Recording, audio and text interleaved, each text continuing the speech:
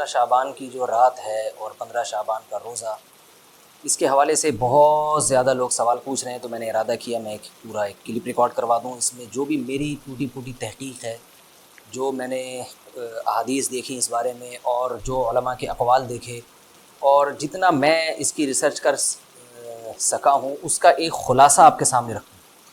اگر میں وہ تمام احادیث آپ کو پڑھ کے سناؤں، پھر ایک ایک کی سند پڑھوں، پھر ایک ایک کی سند پہ بحث کروں، تو وہ بات بہت ہو جائے گی لمبی اور کلپ بہت طویل ہو جائے گا۔ تو ایک خلاصے کے طور پر پوری جو ایک تحقیق ہے وہ میں آپ کے سامنے رکھنا چاہتا ہوں۔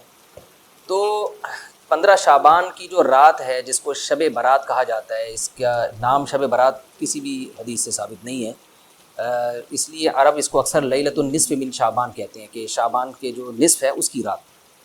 خیر، اس کا نام شب برات ہو، اگر اس وجہ سے برات کے اس میں اللہ تعالیٰ کہا جاتا ہے کہ جہنم سے بری کر دیتے ہیں، تو اس وجہ سے کسی نے نام دے دیا ہو تو ایک الگ بات ہے۔ لیکن اس رات میں ہوتا کیا کیا ہے، لوگ کیا کیا کر رہے ہیں، اس کی کیا شرعی حیثیت ہے، تو میں نمبر وار انشاءاللہ اس کو تفصیل سے بیان کروں گا۔ کچھ چیزیں تو ایسی ہیں جو بالکل ہی غیر ثابت ہیں، ان میں اس رات میں مٹھائی، حلوہ یا مختلف قسم کے حلوے پکا کے لوگوں میں بانٹنا، اور اس رات میں نہا دھو کے تیار ہونا یا اچھے کپڑے پہننا، ان دو چیزوں کو پہلے میں انشاءاللہ بیان کروں گا۔ دیکھیے، اسلام میں راتوں کے تہوار کا کوئی تصور نہیں ہے۔ اسلام میں جتنے بھی تہوار ہیں وہ دن کی روشنی میں ہیں۔ عید الفطر، عید الاضحیٰ، یہ ہمارے دو تہوار ہیں جس میں ہم سیلیبریٹ کرتے ہیں ایک دوسرے کو، یہ دن کی روشنی میں ہمیں بتائے گئے ہیں۔ غیر مسلموں کے تہوار رات کو ہوتے ہیں، جیسے عیسائیوں کے تہوار کرسمس آپ دیکھیں رات کو ہوتا ہے۔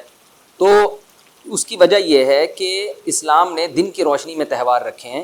بہت ساری حکمتیں اس میں ہو سکتی ہیں، پوری حکمتیں تو ہم نہیں جانتے، لیکن کچھ سرسری غور سے کچھ حکمتیں ہمارے سامنے آتی ہیں کہ رات کا وقت ایسی چیز ہے جو اللہ نے عبادت کے لیے بنایا یا آرام کرنے کے لیے، سونے کے لیے بنایا۔ رات میں اگر آپ سیلیبریٹ کریں گے کسی بھی عمل، یعنی کوئی خوشی منائیں گے، تو اس میں انسان کی گناہوں کی طرف توجہ زیادہ جاتی ہے۔ جیسے آپ دیکھیں کرسمس میں شرابیں پی جاتی ہیں، اور جو بھی غیر مسلموں کے تہوار ہیں اس میں بھی چراغاں ہوتا ہے رات کے وقت۔ تو جبکہ ہمارے ہاں جو عید الفطر ہے وہ دن کی روشنی میں ہم نماز پڑھ کے اس کی ابتدا کرتے ہیں۔ تو آپ کہہ سکتے ہیں کہ شب برات کو کوئی تہوار تو نہیں مانتا، تو دیکھیں تہوار زبان سے ماننا ضروری نہیں ہے۔ آپ اپنے عمل سے جب کوئی ایسا کام کرتے ہیں جو تہواروں میں کیا جاتا ہے، تو اس کا مطلب یہ ہوا کہ آپ اس کو تہوار مان رہے ہیں، یعنی آپ اس کو ایک خوشی کا دن مان رہے ہیں۔ تو نہانا دھونا یا کھانے پکا کے لوگوں میں تقسیم کرنا یا خود کھانا، اور خاص طور پہ حلوہ یعنی میٹھا، یہ چیزیں تہواروں کے موقع پر ہوتی ہیں۔ جیسے ہم عید الفطر والے دن صبح سوئیاں بناتے ہیں، میٹھا بناتے ہیں، کھاتے ہیں، لوگوں کو کھلاتے ہیں، نہاتے ہیں، اچھے کپڑے پہنتے ہیں۔ جمعے والے دن بھی، جمعے میں بھی عید کا عنصر ہے حدیث میں، اس کو بھی عید قرار دیا، اس دن بھی ہم نہا دھو کے کپڑے پہنتے ہیں۔ تو جو لوگ 15 شعبان کی رات کو نہاتے دھوتے ہیں، اسپیشلی اس رات کو کہ بھئی آج کوئی تہوار ہے یا آج کوئی خوشی کا دن ہے، اور مٹھائیاں کھاتے ہیں یا حلوے پکاتے ہیں، تو وہ زبان سے اس کو تہوار نہ بھی کہیں، اپنے عمل سے یہ بتاتے ہیں کہ تہوار ہے، جبکہ یہ تہوار نہیں ہے۔ اسلام میں کوئی اس کی ایک ضعیف روایت بھی نہیں ہے کہ آپ صلی اللہ علیہ وسلم نے، میرے علم میں نہیں ہے کم از کم، ہو سکتا ہے کوئی موضوع من گھڑت روایت موجود ہو جس میں کوئی کہیں بھی نہیں ہے کہ آپ صلی اللہ علیہ وسلم نے اس رات کو ہمیں نہانے کا حکم دیا ہو، یا اچھے کپڑے پہننے کا حکم دیا ہو، یا کھانے پینے کا یا حلوے کھلانے کا، حلوے مانڈے کا ہمیں حکم دیا ہو۔ تو اللہ کا واسطہ یہ بدعت ہے، اس کو ختم کریں اپنے معاشرے سے۔ اور اسلام میں تہوار کا ٹائم دن میں ہوتا ہے۔ عید الفطر، عید الاضحیٰ ہے جس میں ہم دن میں قربانی کرتے ہیں اور کھاتے ہیں، پیتے ہیں، نہاتے ہیں، دھوتے ہیں۔ راتوں کے یہ کام نہیں ہے، رات کو آپ سوئیں یا عبادت کریں۔ تو ایک چیز تو یہ تھی جو میں بتانا چاہ رہا تھا۔ دوسری چیز، اس رات کو قبرستان جانا۔ دیکھیے، اس بارے میں حدیث پیش کی جاتی ہے، مشہور حدیث ہے، لوگ سنتے رہتے ہیں کہ نبی صلی اللہ علیہ وسلم رات کو اٹھے، اور امی عائشہ رضی اللہ تعالیٰ عنہ بھی آپ کے پیچھے چلی گئیں، اور آپ صلی اللہ علیہ وسلم جنت البقیع میں مغفرت کی دعا مانگ کے تشریف لے آئے واپس۔ تو یہ حدیث انتہائی درجے کی ضعیف حدیث ہے، اور ایک تو ضعیف حدیث ہے، دوسری بات یہ کہ اگر ہم تھوڑی دیر کے لیے فرض کر لیں یہ صحیح حدیث ہے، اور ہم کہتے ہیں کہ بھئی نبی صلی اللہ علیہ وسلم نے یہ عمل کیا ہے، تو صحابہ میں سے کسی سے ضعیف حدیث سے بھی ثابت نہیں ہے کہ کوئی اس رات قبرستان گئے ہوں۔ حضرت ابو بکر کے بارے میں کوئی روایت نہیں ملتی کہ اس رات قبرستان گئے ہوں، حضرت عمر کے بارے میں کوئی روایت نہیں ملتی، یہ کسی ایک صحابی کے بارے میں نہیں۔ تو آپ مجھے بتائیں کہ یہ کیسی سنت ہے کہ جو صحابہ کی سمجھ میں نہیں آئی اور ہماری سمجھ میں آ گئی ہے؟ تو مشرکین مکہ یہ کہا کرتے تھے، لو کان خیرا ما سبقونا الیہ، قرآن مجید کی آیت ہے کہ اگر یہ اسلام میں کوئی خیر ہوتی تو یہ صحابہ ہم سے پہل نہ کرتے۔ یہ صحابہ نے ہم سے پہل کیا ہے، اس کا مطلب ہے یہ اسلام خیر کا کام نہیں ہے۔ تو مشرکین کو صحابہ سے چونکہ نفرت تھی، اس لیے کہتے تھے کہ یہ چونکہ اسلام کو فالو کر رہے ہیں تو یہ اس کی علامت ہے کہ اسلام خیر نہیں ہے، کیونکہ خیر میں تو ہم صحابہ سے آگے ہوتے ہیں، اپنے بارے میں ان کا یہ اس خوش فہمی میں مبتلا تھے وہ. لیکن ہماری رائے کیا ہے؟ ہم یہ کہتے ہیں کہ لو کان خیرا لسبقونا الیہ. وہ کہتے تھے لا سبقونا، ہم کہتے ہیں لسبقونا، کہ اگر کوئی بھی خیر کا کام ہے تو صحابہ ہم سے ضرور اس میں پہل کریں گے. یہ ہو نہیں سکتا کہ خیر کا کام ہم کریں اور صحابہ نے نہ کیا ہو.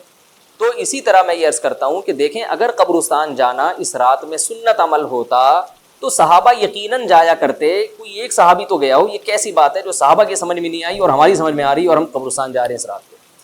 چلیں اگلا اسٹیپ تھوڑی دیر کے لیے فرض کر لیتے ہیں کہ نبی صلی اللہ علیہ وسلم جو ایک رات قبرستان گئے، فرض کر لیں وہ حدیث بھی صحیح ہے، یہ بھی فرض کر لیں کہ صحابہ اگرچہ نہیں گئے مگر ہم صحابہ سے بھی زیادہ آگے نکلنے کی کوشش کرتے ہیں اور صحابہ کو سمجھ میں نہیں آیا، ہمیں سمجھ میں آ گیا. تو چلیں فرض کر لیں تھوڑی دیر کے لیے کہ اس رات کو جانا ہم سنت مان لیتے ہیں، آپ کے دلائل ہم مان لیتے ہیں اور صحابہ کی سمجھ میں نہیں آئے لیکن ہماری سمجھ میں زیادہ آ رہا ہے، ہم فرض کر لیتے ہیں، مان لیتے ہیں کہ اس رات قبرستان جانا سنت ہے. تو آپ مجھے بتائیں نبی نے جو عمل جس طرح سے کیا ہو اس طرح سے سنت ہوگا یا آپ اپنی طرف سے، جس کو ہم پشتوں میں کہتے ہیں اخپل طریقے سے کرنا سنت ہے؟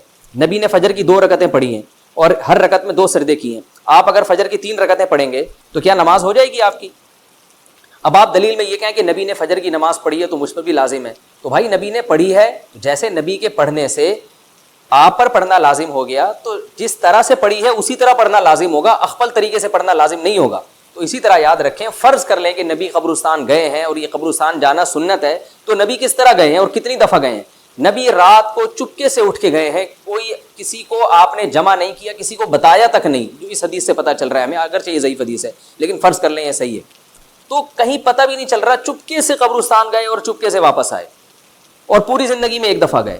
جبکہ ہمارے ہاں ہر سال قبرستان میں لوگ جا رہے ہیں، جب بھی شب برات آتی ہے لوگ قبرستان جاتے ہیں ہر سال. نبی ایک دفعہ گئے اور آپ ہر سال جا رہے ہیں.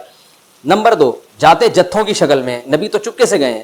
تو آپ رات کو 2-2:30 بجے ذرا چپکے سے اٹھیں اور تنہائی میں جب قبرستان میں وحشت ہو اور اندھیرا ہو اور وہاں قبرستان جائیں، اتنا دم ہے آپ میں، ہم کہیں گے بھائی آپ نے نبی کی سنت کو زندہ کیا ہے. لیکن آپ تو جتھوں کی شکل میں جا رہے ہیں، نہا دھو کے جا رہے ہیں، خوشبو لگا کے جا رہے ہیں، تیار ہو کے جا رہے ہیں، اور جو کچھ وہاں خرافات ہو رہی ہیں قبرستان میں وہ تو ساری دنیا کو معلوم ہے. میلے ٹھیلے لگے ہوئے ہیں وہاں پہ، گولے گنڈے بک رہے ہیں، برگر بک رہے ہیں، گول گپے بک رہے ہیں وہاں پہ، اور پھول الگ بک رہے ہیں، ہار پھول قبروں پہ چڑھانے کے لیے. کیا بدماشی ہے یہ، کیا منہ دکھائیں گے رسول اللہ صلی اللہ علیہ وسلم کو قیامت کے دن؟ آپ کے سامنے کیا وہ حدیث نہیں ہے کہ نبی صلی اللہ علیہ وسلم نے فرمایا کہ روایت میں آتا ہے کہ کچھ لوگ قرب میدان حشر میں آئیں گے تو ان کے چہرے ایسے ہوں گے جیسے میری امت کے چہرے ہوتے ہیں، میری امت کی شکل ہوتی ہے. حدیث کا مفہوم میں بیان کر رہا ہوں. تو جب وہ حوض کوثر کا پانی پینے کے لیے میرے پاس آئیں گے تو فرشتے ان کو بھگائیں گے، سحقن سحقن. تو آپ صلی اللہ علیہ وسلم پوچھیں گے یہ تو میری امت ہے، آپ تو فرشتے کیا کہیں گے کہ یہ آپ کی وہ امت ہے جنہوں نے آپ کے دنیا سے جانے کے بعد دین میں ایسی چیزیں ایجاد کر لی تھی جن کا آپ نے حکم نہیں دیا. تو آپ کیا فرمائیں گے؟ سحقن سحقن، دور کرو ان سے. تو ایسا نہ ہو کہ ہم قیامت کے دن رسول اللہ صلی اللہ علیہ وسلم کی شفاعت سے محروم ہو جائیں. تو اللہ کا واسطہ قبرستان مت جائیں اس رات، گھر میں بیٹھیں آرام سے، یہیں بیٹھ کے میت کے لیے مغفرت کی دعا کریں. اور اگر آپ سمجھتے ہیں نہیں یہ حدیث بالکل صحیح ہے اور جانا لازمی ہے تو پھر تنہائی میں جائیں، ایسے قبرستان کا انتخاب کریں جہاں آپ کے علاوہ کوئی بھی نہ ہو، اور پھر چپکے سے جائیں اور پتلی گلی سے واپس آ جائیں آپ. اگرچہ ہم تو اس کو بھی نہیں مانتے لیکن اگر کرنا ہے تو پھر اس طریقے سے عمل کریں اگر آپ حدیث کو فالو کرنا چاہتے ہیں آپ اپنے خیال کے مطابق. تو یہ 2 باتیں ہو گئی. ایک تیسری چیز کیا ہے، کیا قرآن اس رات میں نازل ہوا ہے اور تقدیر کے فیصلے اس رات میں ہوتے ہیں؟ دیکھیے قرآن میں 2 جگہ اللہ نے اس مضمون کو بہت وضاحت سے بیان کیا. ایک سورہ دخان میں انا انزلناہ فی لیلۃ مبارکہ، کہ ہم نے اس کو مبارک رات میں نازل کیا، اور اللہ نے فرمایا فیہا یفرق کل امر حکیم، اس میں حکمت والے فیصلے ہوتے ہیں اس رات. دوسری جگہ 30ویں پارے میں سورہ قدر میں اللہ نے فرمایا انا انزلناہ فی لیلۃ القدر، ہم نے اس قرآن کو لیلۃ القدر میں نازل کیا، اور اس میں بھی اللہ نے فرمایا تنزل الملائکۃ فیہا، کہ فرشتے اس رات میں اترتے ہیں باذن ربہم من کل امر، تمام قسم کے معاملات لے کے. تو یہاں بھی اللہ بتا رہے ہیں کہ جو 1 سال کے فیصلے جس رات میں ہوتے ہیں اور فرشتوں کے حوالے کیے جاتے ہیں وہ رات اور قرآن کے نازل ہونے والی رات ایک ہی ہے، یہ الگ الگ راتیں نہیں ہیں. اور سورہ قدر میں اللہ نے فرما دیا واضح لفظوں میں کہ وہ لیلۃ القدر کی رات ہے. تو اتنی وضاحت کے بعد پھر یہ کہنا کہ اس رات میں قرآن نازل ہوا تھا جبکہ اس کے بارے میں کوئی صحیح حدیث موجود بھی نہیں ہے، ضعیف یا موضوع روایتیں ہیں، تو یہ بالکل قرآن پر میں سمجھتا ہوں کہ یہ ٹھیک نہیں ہے، بالکل دلیل کے لحاظ سے یہ کمزور بات ہے. اگرچہ بعض علماء اس طرف گئے ہیں اور انہوں نے تعویل کی ہے، انہوں نے یہ تعویل کی ہے کہ قرآن جو ہے آسمان دنیا پہ آیا لیلۃ القدر میں، اور وہاں سے جو نیچے نزول شروع ہوا ہے وہ شب برات میں ہوا ہے، لیکن یہ تعویل عقل سے بعید ہے اور اس تعویل کی ہمیں ضرورت بھی نہیں ہے۔ دو صحیح حدیثیں ٹکرا رہی ہوں یا قرآن کی آیت کسی ایسی متواتر حدیث سے ٹکرا رہی ہو، تو پھر تو وہاں ہمیں تطبیق دینے کی ضرورت پیش آتی ہے، جب قرآن کے مقابلے میں کوئی حدیث ہی نہیں ہے، صحیح حدیث بھی نہیں ہے۔ حالانکہ قرآن کے مقابلے میں تو فقہا کہتے ہیں کہ اگر صحیح حدیث بھی ہو، متواتر نہ ہو، صحیح حدیث بھی ہو، تو وہ بھی ظنی ہوتی ہے، تو اس حدیث کو رد کیا جائے گا، قرآن میں تعویل نہیں کی جائے گی۔ لیکن